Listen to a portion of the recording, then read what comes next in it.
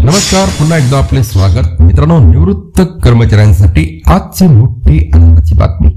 निवृत्त कर्मचाऱ्यांची पेन्शन वाढणार, सरकार मोठा निर्णय घेण्याच्या तयारीत आहे। जाणून घ्या या बातमीविषयी सविस्तर या व्हिडिओच्या माध्यमातून। त्याकरता हा व्हिडिओ शेवटपर्यंत पहा। मित्रांनो, आपण अजूनपर्यंत चॅनलला सबस्क्राइब केलं नसेल तर नवनवीन अपडेट मिळवण्याकरता आपल्या चॅनलला सबस्क्राइब करा, व्हिडिओला लाईक करा। सोबतच ही मोठी आनंदाची बातमी आपल्या सर्व मित्र व परिवाराला सुद्धा शेअर करायला विसरू नका। तर मित्रांनो, निवृत्त कर्मचाऱ्यांसाठी एक मोठी बातमी आहे। कर्मचारी भविष्य निर्वाह निधी संघटना म्हणजे EPFO लवकरच निवृत्ती वेतनाशी संबंधित मोठा निर्णय घेण्याच्या तयारीत आहे।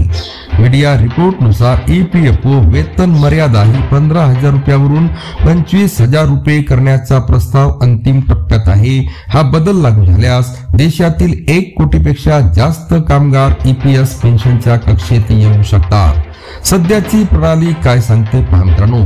सध्या कर्मचारी पेन्शन योजना म्हणजे EPS अंतर्गत पेन्शनची गणना करण्यासाठी वेतनाची मर्यादा 15,000 रुपये प्रति महिना आहे।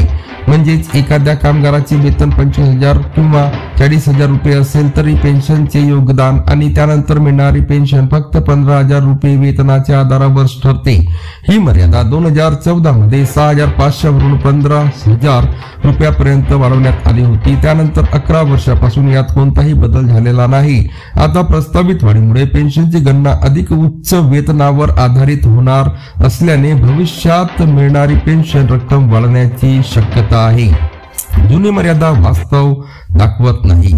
मित्रांनो, मुंबईतील एका बिझनेस इन्व्हेस्ट मध्ये आर्थिक सेवा विभागाचे सचिव M नागराजू यांनी या प्रणालीच्या पुनरावलोकनाची गरज व्यक्त केली।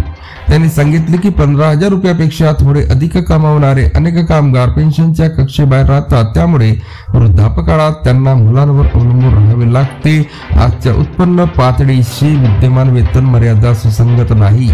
सध्याच्या नियमानुसार फक्त 15,000 रुपयापर्यंत मूलभूत वेतन असणाऱ्यांनाच EPF आणि EPS मध्ये सामील होणे बंधनकारक आहे। त्यापेक्षा जास्त वेतन असणाऱ्यांना नियुक्ता सामील करून घ्यायला हवा असा नियम नाही। त्यामुळे अनेक खासगी क्षेत्रातील कर्मचाऱ्यांना निश्चित निवृत्ती वेतनाची हमी मिळत नाही। EPS मधील अलीकडील महत्त्वाचे बदल। मित्रांनो, सरकारने कर्मचारी पेन्शन योजना अधिक मजबूत करण्यासाठी काही महत्त्वपूर्ण सुधारणा केल्या आहेत। पहिली, EPS रकमेची काढणी 2 महिन्यावरून 36 महिन्यावर केली। मित्रांनो, आधी कर्मचारी 2 महिने कामावर नसल्यास EPS ची रक्कम काढता येत होती। आता ही मुदत 36 महिने करण्यात आली आहे।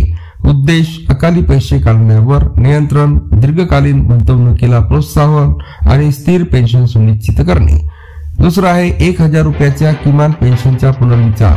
मित्रांनो, किमान पेन्शन 1,000 रुपये प्रति महिना ही मर्यादा मागील 11 वर्षात एकदाही वाढवली गेलेली नाही।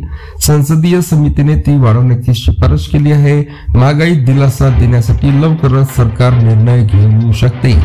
काय बदल होऊ शकतात मित्रांनो? वेतन मर्यादा ही 25,000 रुपये झाल्यास अधिक कर्मचारी EPS च्या कक्षेत येतील। पेन्शनची गणना उच्च वेतनावरून निवृत्तीनंतर मिळणारी रक्कम वाढेल। सामाजिक सुरक्षेच्या दृष्टीने कामगारांसाठी हा मोठा लाभदायी बदल ठरू शकतो। पुन्हा भेटूया नवीन अपडेट्स पुढच्या व्हिडिओमध्ये। धन्यवाद।